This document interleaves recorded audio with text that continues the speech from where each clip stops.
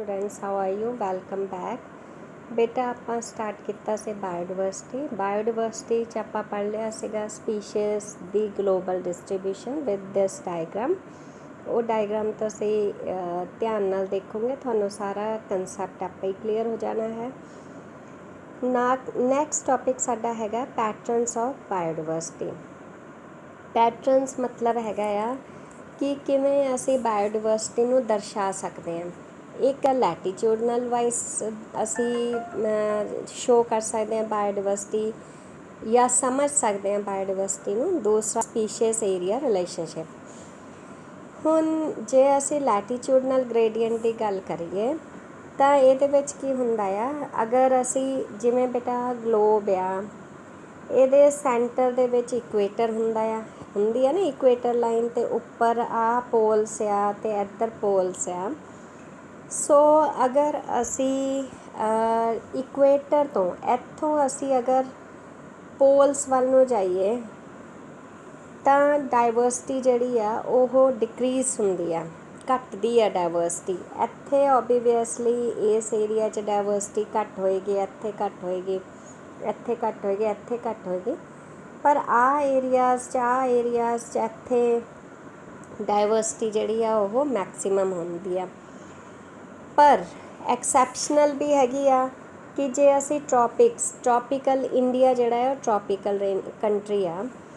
Tropical दा मतलब हुंदा आ कि इत्थे तीनों सीजनस जिहड़े आ अपने अपने टाइम ते आंदे आ, जिद्दां रेनी हो गया, विंटर हो गया, समर हो गया, ते विच एक ऑटम स्प्रिंग पतझड़ सीजन भी आंदा आ ते मॉडरेट रेनफॉल हुंदी आ। इहनूं असी कह दिंदे आ ट्रॉपिक। हुण ट्रॉपिक जिहड़ा है कंट्रीज़ आ ਉਹਦੀ लैटीट्यूडनल रेंज 23.5 डिग्री एन तो 23.5 degree south. N means north, S means south. तो ये जिहड़े आ इन्हां च ट्रॉपिक जिहड़े कंट्रीज़ आ ट्रॉपिकल उन्हां दे लैटीट्यूड ते ज़्यादा या कह लो ट्रॉपिकल कंट्रीज़ च ज़्यादा स्पीशीज़ हुंदे आ एज़ कंपेयर टू टैंपरेट या पोलर एरियाज़। बेटा हम तुसीं कंपैरिजन तो खुद कर सकते हैं। अमेरिका कैनेडा जिहड़े आ ओह टैंपरेट कंट्रीज़ आ, मतलब ठंड बहुत ज़्यादा हुंदी आ, बर्फ़ बहुत ज़्यादा पैंदी आ। ते पोलर एरियाज़ पोल्स ते जिथे बर्फ़ मैं पोल्स दस्से सी आ नॉर्थ साउथ ईस्ट वैस्ट इदां। तां पोल एरियाज़ ते जिहड़े आ बर्फीला एरिया है, इत्थे हद नालों वध स्नो पैंदी आ। इत्थे सिर्फ जे तुसीं जानवरां च देखो तो एक पोलर बीयर, ਉਹਦਾ नाम ही पोलर बीयर आ। भालू जिहड़ा मोटी खल वाला भालू हुंदा ਉਹੀ ਇੱਥੇ ਸਰਵਾਈਵ ਕਰਦਾ ਆ, ਬਾਕੀ ਐਨੀਮਲਸ ਨਹੀਂ ਹੁੰਦੇ ਹੈਗੇ। ਫਿਰ ਅਸੀਂ ਜੇ ਇੱਕ ਸਿਟੀ ਕੋਲੰਬੀਆ ਦੀ ਗੱਲ ਕਰੀਏ, ਇਹ ਕੋਲੰਬੀਆ ਜਿਹੜਾ ਆ ਬਿਲਕੁਲ ਇਕੁਏਟਰ ਦੇ ਨੇੜੇ ਆ। ਤਾਂ ਇਹਦੇ ਵਿੱਚ ਅਸੀਂ ਗਣਨਾ ਕੀਤੀ ਸਾਇੰਟਿਸਟ ਨੇ, ਇਕੋਲੋਜਿਸਟ ਨੇ, ਕਿ 1400 ਸਪੀਸ਼ੀਜ਼ ਇੱਥੇ ਪਕਸ਼ੀਆਂ ਦੇ ਦੇਖੇ ਗਏ ਆ। ਨਿਊਯਾਰਕ 'ਚ ਜਿਹੜੇ ਆ 105 ਸਪੀਸ਼ੀਜ਼ ਦੇਖੇ ਗਏ ਆ। ਗ੍ਰੀਨਲੈਂਡ ਜਿਹੜਾ 71 डिग्री नॉर्थ ਤੇ ਆ ਉੱਥੇ ਸਿਰਫ 56 ਸਪੀਸ਼ੀਜ਼ ਦੇਖੇ ਗਏ ਆ। ਤਾਂ ਕਹਿਣ ਦਾ ਮਤਲਬ ਇਹੀ ਆ ਕਿ ਇਕੁਏਟਰ ਤੇ ਉਹਦੇ ਆਲੇ ਦੁਆਲੇ ਜ਼ਿਆਦਾ ਸਪੀਸ਼ੀਜ਼ ਜਾਂ ਜ਼ਿਆਦਾ ਡਾਇਵਰਸਿਟੀ ਹੋਣੀ ਆ ਐਜ਼ ਕੰਪੇਅਰ ਟੂ ਪੋਲਸ। ਠੀਕ ਹੈ ਬੇਟਾ। ਫਿਰ ਜੇ ਅਸੀਂ ਗੱਲ ਕਰੀਏ ਆ ਇੱਕ ਐਮਾਜ਼ੋਨ ਰੇਨ ਫੋਰੈਸਟ ਦਾ ਪਿਕਚਰ ਦਿਖਾਇਆ ਆ। ਹੁਣ ਰੇਨ ਇੱਥੇ ਮੈਕਸੀਮਮ ਸਪੀਸ਼ੀਜ਼ ਜਿਹੜੀਆਂ ਤੁਹਾਨੂੰ ਮਿਲ ਜਾਣਗੀਆਂ। ਹੁਣ ਜੇ ਐਮਾਜ਼ੋਨ ਰੇਨ ਫੋਰੈਸਟ ਦੀ ਗੱਲ ਕਰੀਏ ਤਾਂ ਇਹ ਸਾਊਥ ਅਮਰੀਕਾ 'ਚ ਇਹ ਹੈਗਾ ਆ ਸਭ ਤੋਂ ਜ਼ਿਆਦਾ। ਇਹ ਤੁਹਾਨੂੰ ਪੁੱਛ ਸਕਦੇ ਆ ਕਿ ਸਭ ਤੋਂ ਜ਼ਿਆਦਾ ਬਾਇਓਡਾਇਵਰਸਿਟੀ ਅਰਥ 'ਤੇ ਕਿੱਥੇ ਆ, ਤਾਂ ਤੁਸੀਂ ਐਮਾਜ਼ੋਨ ਰੇਨ ਫੋਰੈਸਟ ਦੱਸਣਾ ਆ। ਇਸੇ ਕਰਕੇ ਇਹ ਮੈਂ ਪਿਕਚਰ ਇਹਦੀ ਲਗਾਈ ਆ। It is home to more than 40,000 plants ਦੀਆਂ ਇੱਥੇ ਹੁੰਦੀਆਂ ਆ, 3000 ਫਿਸ਼ेज़, 1300 ਪਕਸ਼ੀ, 427 मैमल्स, एम्फीबियंस, 378 रेप्टाइल्स ਤੇ 1.25 ਲੱਖ ਤੋਂ ਉੱਪਰ ਜਿਹੜੇ ਆ ਇਨਵਰਟੀਬ੍ਰੇਟਸ ਤੁਹਾਡੇ ਇਨਸੈਕਟਸ, ਕੀੜੇ ਮਕੌੜੇ, ਸੁੰਡੀਆਂ ਸੰਡੀਆਂ ਜਾਂਦੀਆਂ। ਬੇਟਾ ਤਾਂ ਹੀ ਇਹ ਐਮਾਜ਼ੋਨ ਰੇਨ ਫੋਰੈਸਟ ਜਿਹੜਾ ਆ ਉਹਦੀ ਸਟੱਡੀ ਇੰਪੋਰਟੈਂਟ ਆ, ਕਿਉਂਕਿ ਆਪਾਂ ਸਪੀਸ਼ੀਜ਼ ਡਾਇਵਰਸਿਟੀ ਜਾਂ ਬਾਇਓਡਾਇਵਰਸਿਟੀ ਦੇਖ ਰਹੇ ਹਾਂ। ਅਤੇ ਸਭ ਤੋਂ ਜ਼ਿਆਦਾ ਜੈਵਿਕ ਵਿਭਿੰਨਤਾ ਧਰਤੀ 'ਤੇ ਐਮਾਜ਼ੋਨ ਰੇਨ ਫੋਰੈਸਟ 'ਤੇ ਆ, ਇਹ ਹਮੇਸ਼ਾ ਯਾਦ ਰੱਖਣਾ ਇੰਪੋਰਟੈਂਟ ਹੈ।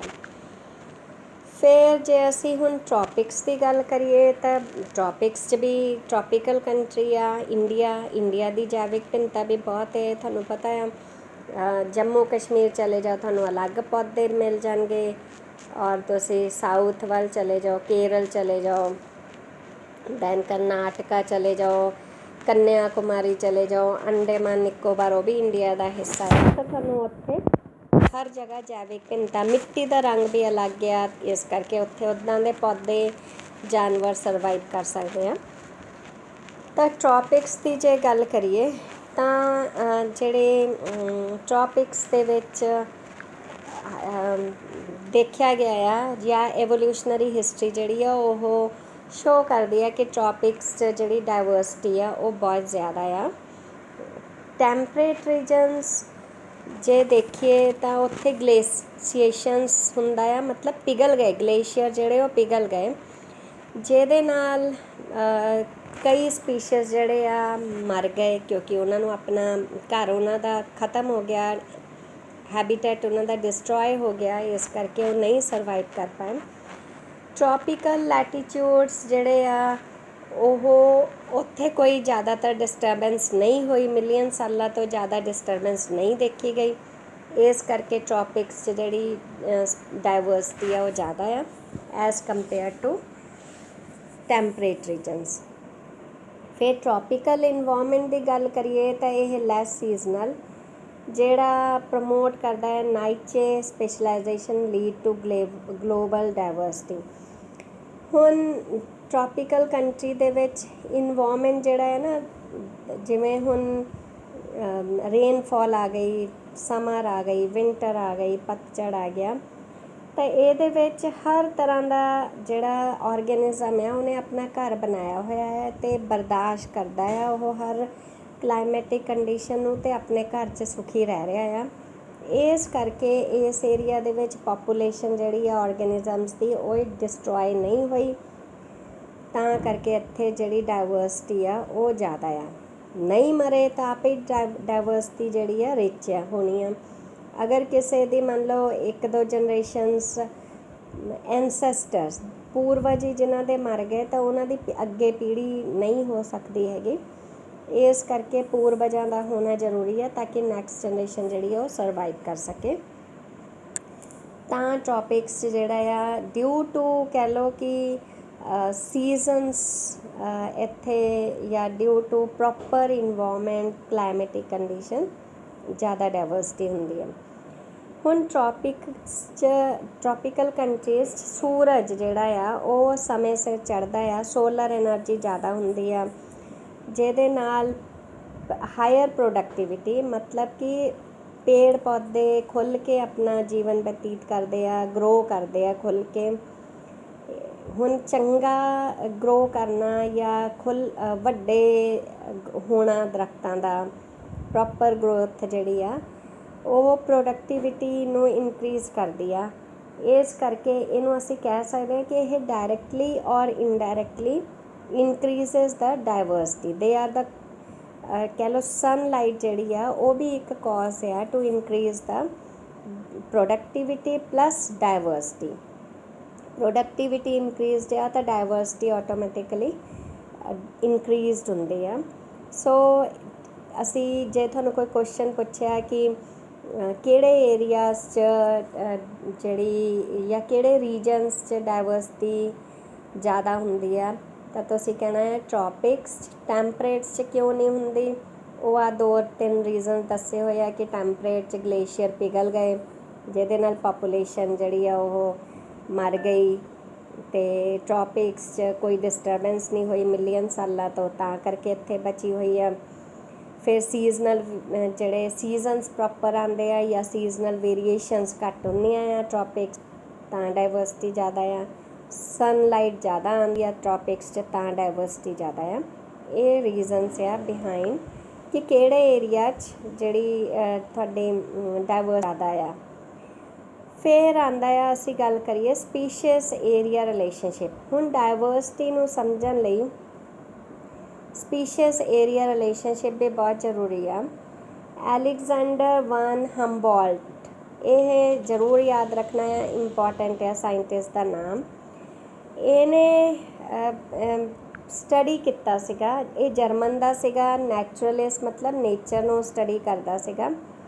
ਇਹਨੇ ਕਿਹਾ ਕਿ ਇੱਕ ਰੀਜਨ ਦੇ ਵਿੱਚ ਸਪੀਸ਼ੀਅਸ ਰਿਚਨੈਸ ਮਤਲਬ ਸਪੀਸ਼ੀਅਸ ਦੇ ਨੰਬਰ ਤਾਂ ਇਨਕਰੀਜ਼ ਹੁੰਦੇ ਆ, ਔਰ ਮਤਲਬ ਸਪੀਸ਼ੀਅਸ ਦੇ ਨੰਬਰ ਇਨਕਰੀਜ਼ ਹੁੰਦੇ ਆ, ਪਰ ਉਹ ਵੀ ਇੱਕ ਲਿਮਿਟਸ।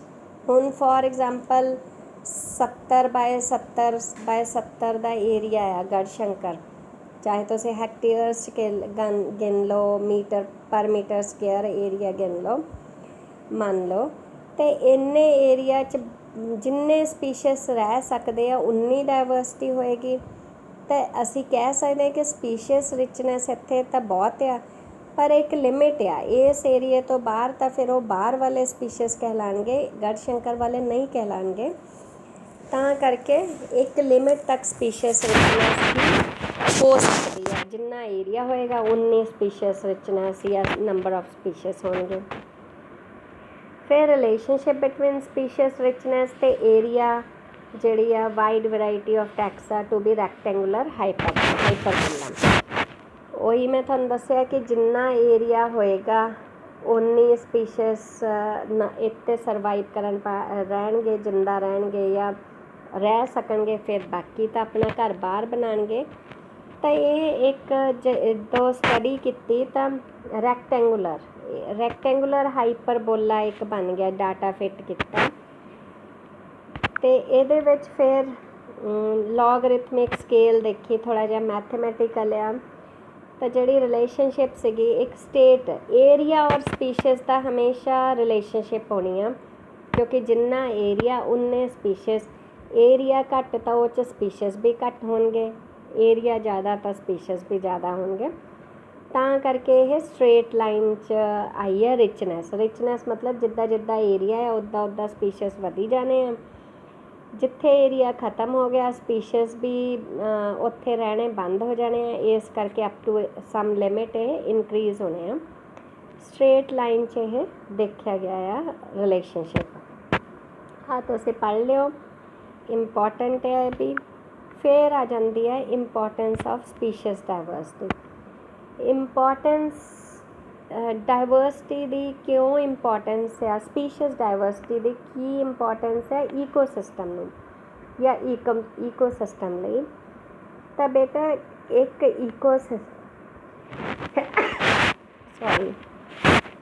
ਈਕੋਸਿਸਟਮ ਉਦੋਂ ਹੀ ਸਟੇਬਲ ਹੁੰਦਾ ਆ ਜਦੋਂ ਉਹਦੇ ਵਿੱਚ ਮੈਕਸੀਮਮ ਸਪੀਸ਼ੀਅਸ ਆ ਕੇ ਰਹਿਣ ਲੱਗ ਪੈਂਦੇ ਆ। ਜੇ ਸਪੀਸ਼ੀਅਸ ਦੀ ਹਲਚਲ ਹੋਈ ਗਈ ਕਿ ਅੱਜ ਡੌਗ ਆ ਗਿਆ, ਕੱਲ੍ਹ ਨੂੰ ਕੈਟ ਆ ਗਈ, ਡੌਗ ਚਲਾ ਗਿਆ, ਫਿਰ ਫਿਸ਼ ਆ ਗਈ, ਫਿਸ਼ ਚਲੇ ਗਈ ਅਤੇ ਕ੍ਰੋਕੋਡਾਈਲ ਆ ਗਿਆ, ਤਾਂ ਇਹ ਨਾਲ ਜਿਹੜੀ ਈਕੋਸਿਸਟਮ ਦੀ ਸਥਿਰਤਾ ਹੈ ਉਹ ਮੇਨਟੇਨ ਨਹੀਂ ਹੋਣੀ, ਈਕੋਸਿਸਟਮ ਡਿਸਟਰਬਡ ਰਹਿਣੀ ਆ। ਤਾਂ ਸਪੀਸ਼ੀਅਸ ਡਾਇਵਰਸਿਟੀ ਜਿਹੜੀ ਆ ਉਹ ਸਟੈਬਿਲਿਟੀ ਆਫ ਈਕੋਸਿਸਟਮ ਦੇ ਲਈ ਜ਼ਰੂਰੀ ਆ। ਜਾਂ ਤੁਸੀਂ ਦੂਜੀ ਭਾਸ਼ਾ 'ਚ ਲਿਖ ਸਕਦੇ ਆ ਕਿ for the stability of ecosystem species diversity is important. ਇਹ ਮੈਂ ਤੁਹਾਨੂੰ ਬੁੱਕ ਦੇ ਪੇਜ ਵੀ ਭੇਜ ਦੂੰਗੀ ਜੇ ਤੁਸੀਂ ਇੱਕ ਇੱਕ ਦੋ ਦੋ ਲਾਈਨਾਂ 'ਚ ਡਿਟੇਲ 'ਚ ਲਿਖ ਦਿਓ। ਸੇਮ ਵੇ ਜੇ ਸਪੀਸ਼ੀਅਸ ਡਾਇਵਰਸਿਟੀ ਜ਼ਿਆਦਾ ਹੋਊਗੀ ਤਾਂ ਪ੍ਰੋਡਕਟੀਵਿਟੀ ਉਸ ਏਰੀਆ ਦੀ ਜਾਂ ਉਸ ਈਕੋਸਿਸਟਮ ਦੀ ਜ਼ਿਆਦਾ ਹੋਏਗੀ। ਜੇ ਸਪੀਸ਼ੀਅਸ ਡਾਇਵਰਸਿਟੀ ਜ਼ਿਆਦਾ ਆ ਤਾਂ ਇਹਦਾ ਮਤਲਬ ਈਕੋਸਿਸਟਮ ਜਿਹੜਾ ਆ ਹੈਲਦੀ ਆ। ਫॉर ਹੈਲਦੀ ਮਤਲਬ ਕਿ ਐਨ ਵੈਲ ਫਲਰਿਸ਼ਡ ਹੋਏਗਾ। ਹੁਣ ਐਡਾ ਬੜਾ ਈਕੋਸਿਸਟਮ ਹੋਵੇ, ਇਹ 'ਚ ਸਿਰਫ ਇੱਕ ਡੌਗ ਰਹਿੰਦਾ ਹੋਵੇ ਤਾਂ ਇਹ ਤੁਹਾਨੂੰ ਲੱਗਣਾ ਨਹੀਂ ਨਾ ਕਿ ਇਹ ਈਕੋਸਿਸਟਮ ਪੂਰਾ ਆਪਣੇ ਆਪ 'ਚ ਕੰਪਲੀਟ ਆ।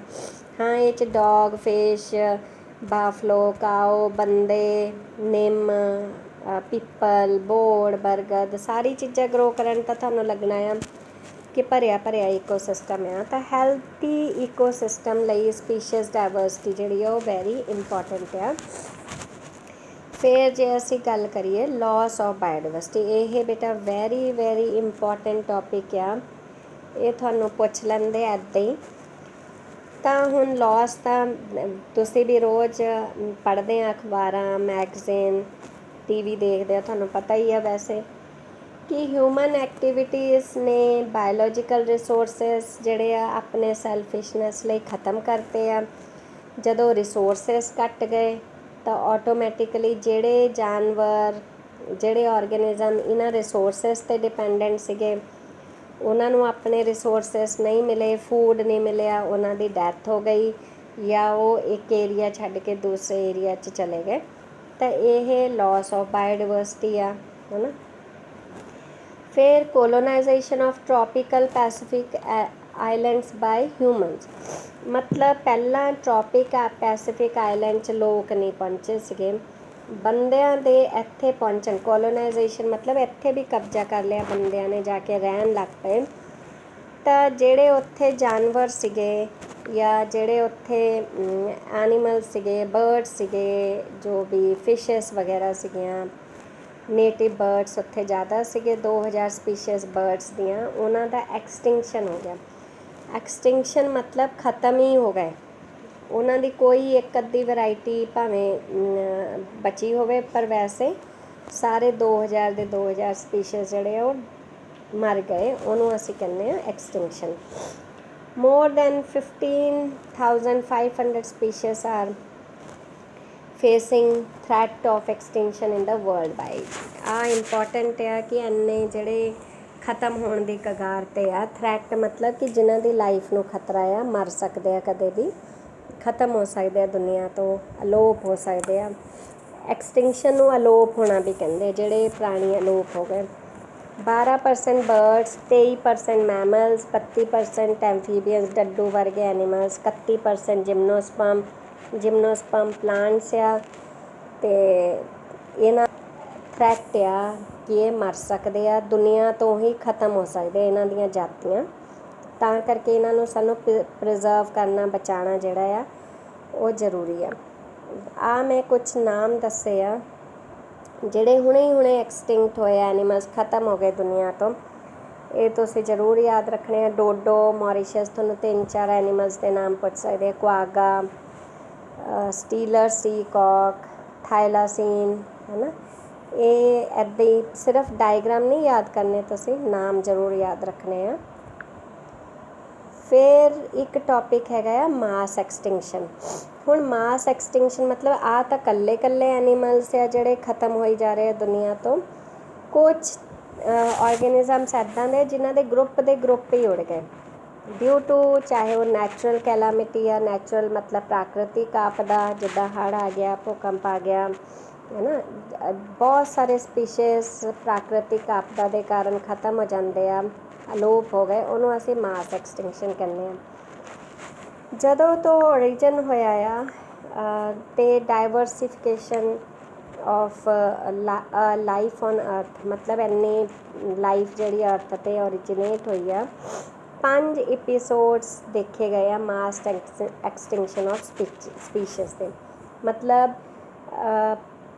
5 ਅਸੀਂ ਕਹਿ ਸਕਦੇ ਕੜੀਆਂ, 5 ਕੜੀਆਂ 'ਚ ਇਹਨਾਂ ਦਾ ਐਕਸਟਿੰਕਸ਼ਨ ਜਾਂ ਅਲੋਪ ਹੋਣਾ ਦੇਖਿਆ ਗਿਆ ਆ। ਫਸਟ ਜਿਹੜਾ ਆ ਐਂਡ ਓਰਡੋਵੀਸ਼ੀਅਨ ਸਿਲੂਰੀਅਨ ਐਕਸਟਿੰਕਸ਼ਨ, ਫਿਰ ਲੇਟ ਡਿਵੋਨੀਅਨ ਐਕਸਟਿੰਕਸ਼ਨ, ਐਂਡ ਪਰਮੀਅਨ ਐਂਡ ਟ੍ਰਾਇਸਿਕ ਜੁਰੈਸਿਕ ਐਕਸਟਿੰਕਸ਼ਨ। ਜਿੱਦਾਂ ਹੁਣ ਜੁਰੈਸਿਕ ਪਾਰਕ ਮੂਵੀ ਦੇਖੀ, ਜੁਰੈਸਿਕ ਪੀਰੀਅਡ 'ਚ ਡਾਇਨਾਸੌਰ ਆਏ ਸੀ, ਉਸ ਤੋਂ ਬਾਅਦ ਬਿਲਕੁਲ ਖ਼ਤਮ ਹੋ ਗਏ, ਕੁਛ ਵੀ ਨਹੀਂ, ਉਹਨਾਂ ਦੀ ਇੱਕ ਵੀ ਸਪੀਸ਼ੀਜ਼ ਨਹੀਂ ਹੈਗਾ ਧਰਤੀ 'ਤੇ। ਅਤੇ ਜਿਹੜੇ ਇੱਦਾਂ ਹੀ ਖ਼ਤਮ ਹੋ ਗਏ, ਜਿਨ੍ਹਾਂ ਦਾ ਸਿਰਫ ਅਸੀਂ ਮੂਵੀਜ਼ 'ਚ ਦੇਖਦੇ ਹਾਂ, ਕਿਤਾਬਾਂ 'ਚ ਪੜ੍ਹਦੇ ਹਾਂ, ਸਾਡੇ ਤੋਂ ਪਹਿਲਾਂ ਇਹ ਸਾਰੇ ਜਿਹੜੇ ਚੀਜ਼ਾਂ ਆ, ਬਰਡਸ ਵਗੈਰਾ, ਐਨੀਮਲਸ ਵਗੈਰਾ, ਮੈਮਲਸ ਹੋ ਗਏ, ਇਹ ਮਰ ਚੁੱਕੇ ਆ, ਹੈ ਨਾ। And Cretaceous Tertiary extinction. ਤਾਂ ਇਹ ਇੱਦਾਂ 5 ਕੜੀਆਂ ਅਸੀਂ ਦੇਖ ਲਈਆਂ ਕਿ ਜੇ 'ਚ ਪੂਰੇ ਗਰੁੱਪ ਹੀ ਅਲੋਪ ਹੋ ਗਏ ਆ, ਆਰਗੇਨਿਜ਼ਮਸ ਦੇ, ਜਾਨਵਰਾਂ ਦੇ, ਪੌਦਿਆਂ ਦੇ। ਫਿਰ ਹੁਣ ਜਿਹੜਾ ਆ ਉਹ 6th ਐਕਸਟਿੰਕਸ਼ਨ ਹੈ, ਮਤਲਬ ਜਿਹੜਾ ਸਾਡੇ ਵੇਲੇ ਹੋ ਰਿਹਾ ਆ ਉਹ 6th ਐਕਸਟਿੰਕਸ਼ਨ ਆ। 5 ਦਾ ਤਾਂ ਸਾਨੂੰ ਪਤਾ ਹੀ ਨਹੀਂ, ਸਿਰਫ ਅਸੀਂ ਫਿਲਮਾਂ ਵਗੈਰਾ 'ਚ ਦੇਖਦੇ ਹਾਂ। 6th ਜਿਹੜਾ ਆ ਪ੍ਰੈਜੈਂਟਲੀ ਇਨ ਪ੍ਰੋਗਰੈਸ, ਹੈ ਨਾ, ਜਿਹੜਾ ਉੱਪਰ ਵਾਲਿਆਂ ਨਾਲੋਂ ਲੱਗ ਗਿਆ। Current species extinction rates are to be 100 to 1000 times faster than in pre human time. ਹੁਣ ਕਿਉਂਕਿ ਹਿਊਮਨ ਐਕਟੀਵਿਟੀਜ਼ ਵੱਧ ਗਈਆਂ, ਮਾਲ ਬਣਾ ਲਏ, ਬਿਲਡਿੰਗਸ ਬਣਾ ਲਈਆਂ, ਫਿਰ ਅਸੀਂ ਜਗ੍ਹਾ ਜਗ੍ਹਾ ਸੜਕਾਂ ਬਣਾ ਰਹੇ ਹਾਂ, ਤਾਂ ਆਪਣੇ ਫਾਇਦੇ ਲਈ ਜਿੰਨੇ ਅਸੀਂ ਕੰਮ ਕਰ ਰਹੇ ਹਾਂ ਉਹਦੇ ਨਾਲ ਅਸੀਂ ਕੀ ਜਿਹੜੇ ਆਰਗੈਨਿਜ਼ਮਸ ਆ ਉਹਨਾਂ ਦੇ ਘਰ ਖ਼ਤਮ ਕਰੀ ਜਾ ਰਹੇ ਆ ਅਤੇ ਉਹ ਅਲੋਪ ਹੋਈ ਜਾ ਰਹੇ ਆ। ਤੁਸੀਂ ਹੁਣ ਆ ਮੋਬਾਈਲ ਟਾਵਰਸ ਲੱਗ ਗਏ ਆ ਤਾਂ ਸਪੈਰੋਜ਼ ਤੁਹਾਨੂੰ ਦੇਖਣ ਨੂੰ ਨਹੀਂ ਮਿਲਦੀਆਂ, ਚਿੜੀਆਂ। ਪਹਿਲਾਂ ਪਿੰਡਾਂ 'ਚ ਉਹ ਬਿਜੜੇ ਆਉਂਦੇ ਸੀ, ਬੜੇ ਸੋਹਣੇ ਆਲ੍ਹਣੇ ਬਣਾਉਂਦੇ ਸੀਗੇ, ਕਿੱਕਰਾਂ ਹੁੰਦੀਆਂ ਸੀਗੀਆਂ, ਬੇਰੀਆਂ ਹੁੰਦੀਆਂ ਸੀਗੀਆਂ, ਹੈ ਨਾ, ਟਾਹਲੀਆਂ ਹੁੰਦੀਆਂ ਸੀ। ਹੁਣ ਹੈਗੀਆਂ ਤਾਂ ਹੈ ਪਰ ਸਿਰਫ ਨਹਿਰਾਂ ਦੇ ਜਾਂ ਸੜਕਾਂ ਦੇ ਕੰਢੇ ਕਿਤੇ ਕਿਤੇ, ਤਾਂ ਉੱਥੇ ਭਾਵੇਂ ਬਰਡਸ ਰੈਸਟ੍ਰਿਕਟਡ ਰਹਿ ਗਏ ਆ ਪਰ ਆਮ ਤੁਹਾਨੂੰ ਘਰਾਂ ਘੁਰਾਂ 'ਚ ਦੇਖਣ ਨੂੰ ਨਹੀਂ ਮਿਲਦੇ ਹੈਗੇ। ਇਕੋਲੋਜਿਸਟ ਨੇ ਵਾਰਨ ਕੀਤਾ ਆ ਕਿ ਜੇ ਇਹੀ ਟਰੈਂਡ ਕੰਟੀਨਿਊ ਰਿਹਾ, ਹੁਣ ਇੰਨੇ ਸਮਾਰਟਫੋਨਸ ਆ ਗਏ ਤਾਂ ਉਹਨਾਂ ਦੀ ਜਿਹੜੀ ਰੇਸ ਆ, ਸਮਾਰਟ ਟੀਵੀਜ਼ ਆ ਗਏ, ਉਹਨਾਂ ਦੀਆਂ ਕਿਰਨਾਂ ਸਾਰਿਆਂ ਨੂੰ ਡਿਸਟਰੋਏ ਕਰ ਰਹੀਆਂ, ਐਕਸਪਲੋਇਟ ਕਰ ਰਹੀਆਂ। ਤਾਂ ਜੇ ਇਹੀ ਟਰੈਂਡ ਕੰਟੀਨਿਊ ਰਿਹਾ ਤਾਂ ਜਿਹੜੀ ਅਗਲੇ 100 ਸਾਲਾਂ ਦੇ ਵਿੱਚ ਧਰਤੀ 'ਤੇ ਹਰ ਚੀਜ਼ ਜਿਹੜੀ ਆ ਉਹ ਤਹਿਸ ਨਹਿਸ ਹੋ ਜਾਣੀ ਆ, ਖ਼ਤਮ ਹੋ ਜਾਣੀ ਆ। ਫਿਰ ਜਿਹੜਾ ਇੰਪੋਰਟੈਂਟ ਟੋਪਿਕ ਆ ਕਿ ਕੀ ਇਫੈਕਟ ਪੈ ਰਿਹਾ ਆ, ਬਾਇਓਡਾਇਵਰਸਿਟੀ ਜਿਹੜੀ ਖ਼ਤਮ ਹੋਈ ਜਾ ਰਹੀ ਆ, ਅਲੋਪ ਹੋਈ ਜਾ ਰਹੀ ਆ, ਉਹਦਾ ਇਫੈਕਟ ਕੀ ਪੈ ਰਿਹਾ? ਪੈਣਾ ਹੀ ਆ ਓਬਵੀਅਸ ਆ। ਇੱਕ ਤਾਂ ਜਿੱਦਾਂ ਜਿੱਦਾਂ ਬਾਇਓਡਾਇਵਰਸਿਟੀ ਘਟੀ ਜਾ ਰਹੀ ਆ, ਪਲਾਂਟ ਦੀ ਪ੍ਰੋਡਕਸ਼ਨ ਹੋਰ ਘਟੀ ਜਾ ਰਹੀ ਆ।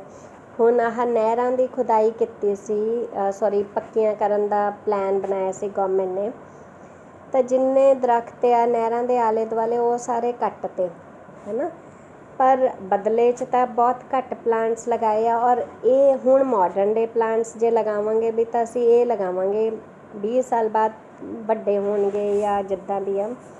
ਪਰ ਜਿਹੜੀਆਂ ਸਪੀਸ਼ੀਜ਼ ਇੱਥੇ ਸੀਗੀਆਂ, ਕੋਈ ਵਾਈਲਡ ਸਪੀਸ਼ੀਜ਼ ਕੋਈ, ਹੈ ਨਾ, ਉਹ ਨਹੀਂ ਇੱਥੇ ਮਿਲਣੀਆਂ ਹੁਣ ਸਾਨੂੰ, ਨਾ ਅਸੀਂ ਲਗਾ ਸਕਦੇ ਕਿਉਂਕਿ ਸਾਡੇ ਕੋਲ ਹੈ ਹੀ ਨਹੀਂ ਉਹਨਾਂ ਦੇ ਕੋਈ ਸਪੀਸ਼ੀਜ਼।